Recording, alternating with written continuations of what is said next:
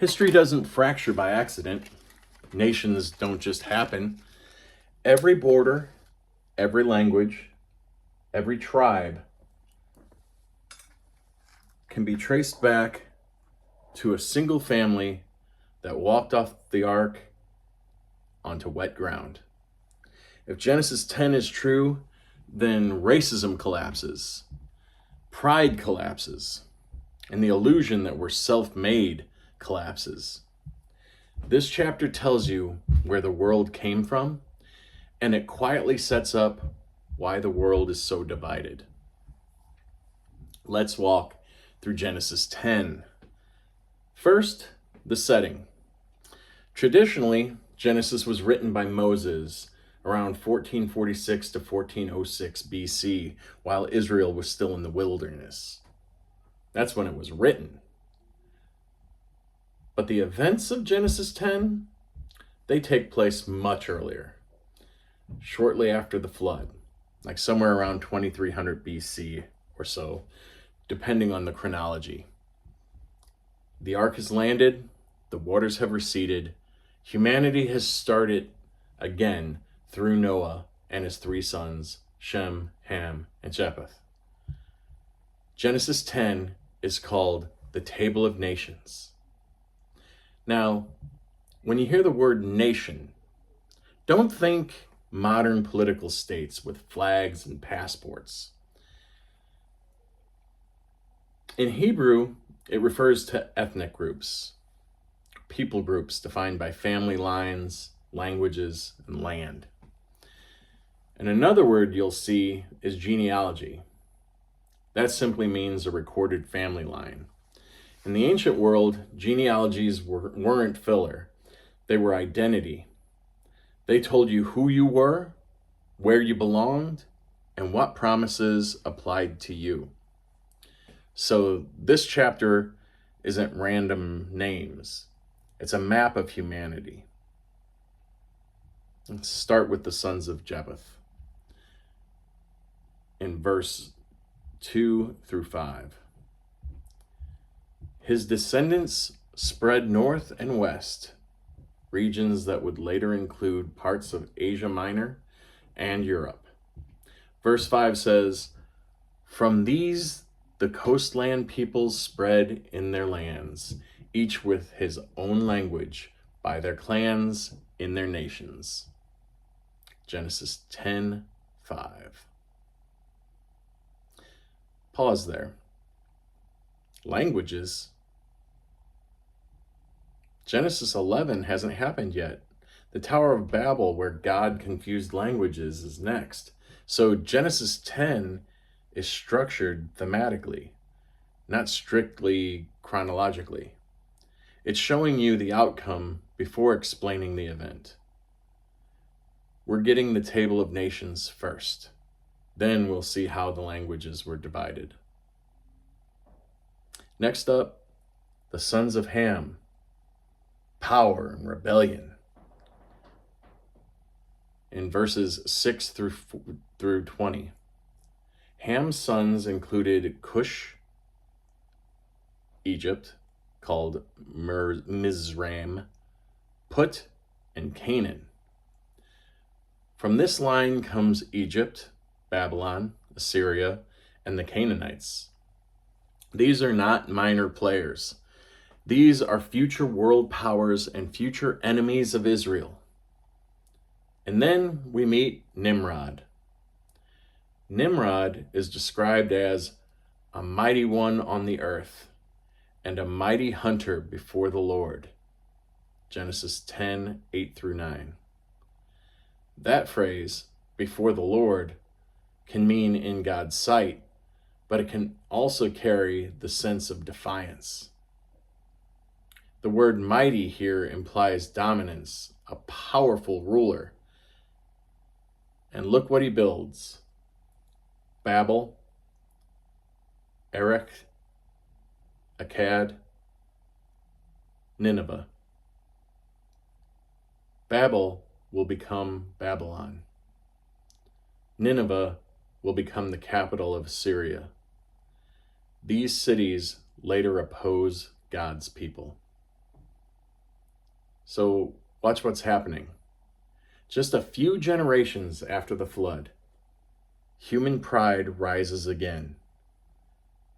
Centralized power forms. Cities rise. Empire building begins. The flood wiped out corruption, but it didn't remove sin from the human heart. This connects directly to Genesis 11 and the Tower of Babel. Nimrod becomes a prototype, a shadow of rebellious world ruler who gathers power in defiance of God. Now, the sons of Canaan, a future conflict. When we zoom in on Canaan's descendants, Jebusites, Amorites, Girgashites, Hivites, if you've read Joshua, those names should ring bells. These are the nations Israel will encounter when entering the Promised Land centuries later. Genesis 10 is setting up future battles long before Israel even exists as a nation. History is being prepared. The sons of Shem, the line of promise. When we move to Shem in verses 21 through 31, this is where the Bible slows down. From Shem comes Eber, likely where we get the term Hebrew. Eber, Hebrew. And from this line in Genesis 11 will come Abraham, later Abram, later called Abraham. Getting ahead of myself. So zoom out. Genesis 10 spreads the nations wide. Genesis 12 will narrow the focus to one man.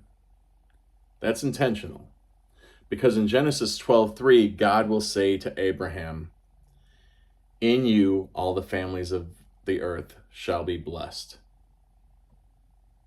What families? The ones listed in Genesis 10. This chapter isn't random. It's global groundwork for the gospel.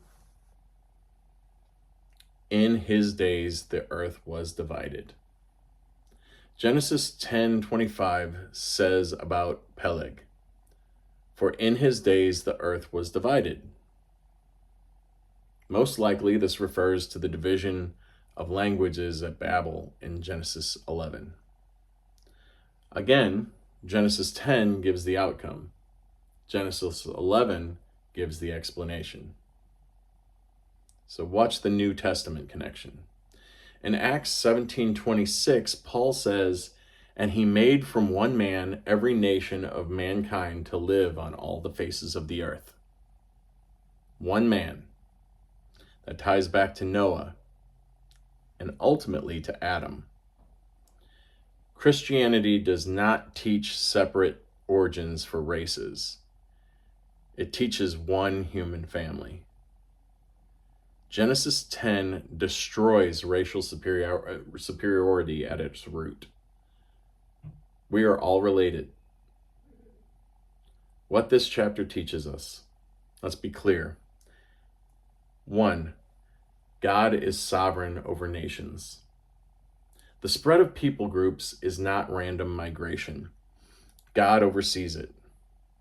Deuteronomy 32:8 says, "The Most High gave the nations their inheritance." Borders rise, languages divide, empires form. God is not absent from history.